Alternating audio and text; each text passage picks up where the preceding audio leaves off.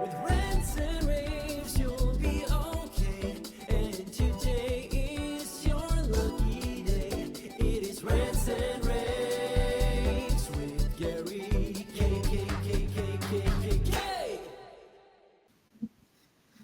Hey everyone, this is Gary Kayye. Welcome to a post InfoComm edition wrap-up episode of my rants and raves. And I'm excited to be joined with Robert Detwiler, who's a senior director of product management and training for Planar. And you guys had a phenomenal showing. I got a chance to take a tour of your entire booth of the show, and I had my favorite product, which I'll just go ahead and say what it was. Y'all did a curved interactive LED that blew my mind. Like, you always do the first of everything, and that's the first time I've seen anything. Like, I remember the first interactive LED, that was you. I remember going out and playing with it and doing a little social video for it for the show. But this time you did it curved. It was incredible, Robert. I don't know which Yeah, part of your team did that, but it was just incredible. it was a fantastic demo. That was our Carbon Light CLI 109. 09 was actually one of the major aspects of that thing because it was curved Yeah, at such a fine pitch, yeah, and then we added a GOB that helped protect it, and we worked with TSI Touch to yeah. help put together the curved touch aspect of that, and so it really did come together well. Yeah, look, the video's on our website. You can go watch it. I mean, we put a little B-roll here while we were looking at it, but you should go watch it at ravepubs.com. Type in Planar, and you're going to see how well this thing works. But what was your favorite thing of the show? Like, what do you think was the hot thing at the show? I have a feeling I know what you're going to say. Well, I think there's several things that I thought were great that we put on this year. I think the show really did work for us, lots of traffic. But one of the things that I think was that I want to share and talk about more, or that I think we got a lot of response from, was our WallDirector Cloud software as a service Yeah, offering that really is a way for our customers to help maintain their Planar displays, to check in on them and make sure that they're running well, and to get help if anything arises during their use. yeah. So this, Um, I mean, obviously, remote management in general is going to be a critical thing, because as people go not back to the office and are managing stuff from home, and they're also now managing more stuff. Like, even I can see it in a university, right, where I teach, where we used to have, AV people in every single department. Now we have a mhm. centralized AV departments managing the entire campus. That's And the pretty much the campus might norm. not be one location. The campus might Exactly. be multiple. Exactly. Yeah, and so tell me the functionality. Like, what can I do with this? Like, I mean, obviously, I know I can look and I can tell if things are on or off, what's working right, what else can I do, and where do you see the future of this going? Because obviously, what I saw at Planar was very impressive, but I know that you must have some kind of a future vision for where you see this going. Sure. So, I mean, you would expect things like the displays on, the signals on, Yeah, things are running well. And we're able to do all that because we programmed that into many of our displays for a long time. So we're yeah, supporting a lot of our ultra-res, large flat panels, and we're supporting all of our tiled video wall products, whether it's matrix or a LED platform, as yeah, long as it's running on our WallDirector hardware. And so we're able to support that the system is running, and signals coming in, and that power supplies are operating functionally as they should, and everything within the system is working. But we have plans to actually go much deeper. We showed a prototype of pixel level monitoring that we're working on to add that functionality into the hardware, into the cabinet hardware and the LED cabinet hardware. And once that happens, we'll be able to put things like that into WallDirector Cloud as well. And what that really speaks to is the very, very specific details that we're going to be able to see. And so you can imagine that we'll be able to get a lot more data from our products, and our customers will be able to benefit from it.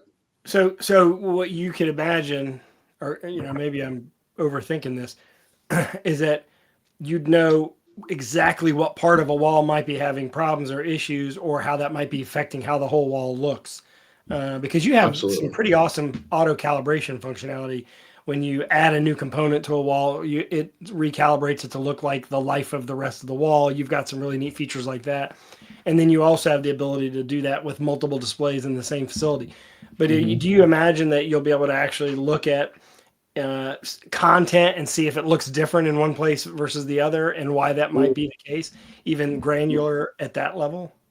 I think there's a potential future in that direction. It hasn't quite been decided yet, but what we demoed was actually seeing LED behavior itself, the single LED down to the die behavior. And so you can imagine, depending on how we develop on that, there could be lots of different avenues on what can be shared with a customer. You've really kind of taken the lead here too, because there aren't a lot of display companies that are offering much more than just basic management of their equipment beyond turning things on and off and knowing if it's on and off. Well, exactly. And I think we're taking one step further in the sense that we're in it with the customer. So they get to monitor all their displays and use the system as they want. But if they happen to need additional support, they can invite in their integrator partner, somebody that might be local, or they can invite in Planar just with a click of a button to say, I'm experiencing something I've never experienced before, and I need some help. So basically, in a way, the integrator could white label this service to the customer as well? In a way, yeah. The customer actually has to invite them in, but yes. Yeah. Yeah, because I can imagine if your job isn't managing LEDs on an everyday basis, it would be nice to have somebody else who did do that on an everyday basis, managing those things, because they're going to get more pervasive. Like, we're the smallest amount of LEDs on Earth right now. It's only going to get bigger. You're not going to have less of it. You're only going to have more of it. Yes, absolutely. Yeah. So can I change the subject just a second and kind of talk about overall your presence at InfoComm? It was the first time in a long time that you'd had Layard and Planar together in the same booth. And you actually showed some really some neat kind of application stuff as well. You had a curved display in the booth. Talk about where you are right now, because Planar, I've always looked at Planar, and we said this even months ago. I did a podcast with Adam. I've always looked at Planar as the one LED company that always really laser focused on supporting the channel. And I want to know kind of where do you see all this fitting in, and how that show was for you with the new Layard product line there as well. Sure. So as you followed, we released a family of products that was labeled Layard. And as some people might know, that Layard means more in other parts of the world. Yeah. We're bringing forth many products that we hadn't brought to the market before, like large pitch or rental, and some unique technologies like COB that will be under the Layard bucket of products, right? So the family, the product family. Part of what we're trying to do there is bring those products to market similar to how some of our competition do, with less burden, less overhead, trying to keep the cost smaller in that space, but still bring it through from Planar, a trusted brand. Yeah, and I think that's a good move, because the alternative is kind of honestly going to a bunch of companies that don't have support maybe inside the country, especially in North America as an example, where you need local support, right? There are let's be honest, there are going to be installations where somebody put it in and just expects it to have X life, and then you're just going to replace it. Most people see this as a long-term investment, and and the issue is not necessarily the hardware, it's the support of the hardware. I've seen the support of the hardware, and where to call, and is that company even going to be around today? And I think with Planar, you can answer the question, yes. Exactly. And I think what your movement with this management system with WallDirector, I could see that as being a differentiator too. It could be. Now, we're not currently supporting the Layard family of products with that, but that's not to say that one day that might change. Yeah, or maybe it's an option. But look, all those products are at planar.com. Of course, we went around and shot videos of everything they had in their booth, and I'm going to encourage you to watch. Definitely start with my tour.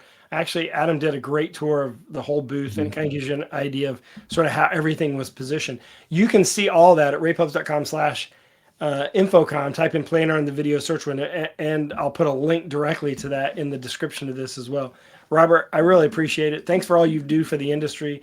And I appreciate you pushing my mantra. I mean, the beginning of the year, I said this was going to be the year of the cloud. Everyone was talking about AI. And I think AI was big at InfoComm, but not as big as the cloud. I think a lot more people were talking about what kind of things you were doing with the cloud and others, more so than AI. So I appreciate it. Yep. Yeah. Well, thank you for spending the time. Yep. Thank you very much. Thanks for watching. Of course, as I mentioned, all of our InfoComm covers at raypost.com/InfoComm. And don't forget to check out planar.com. With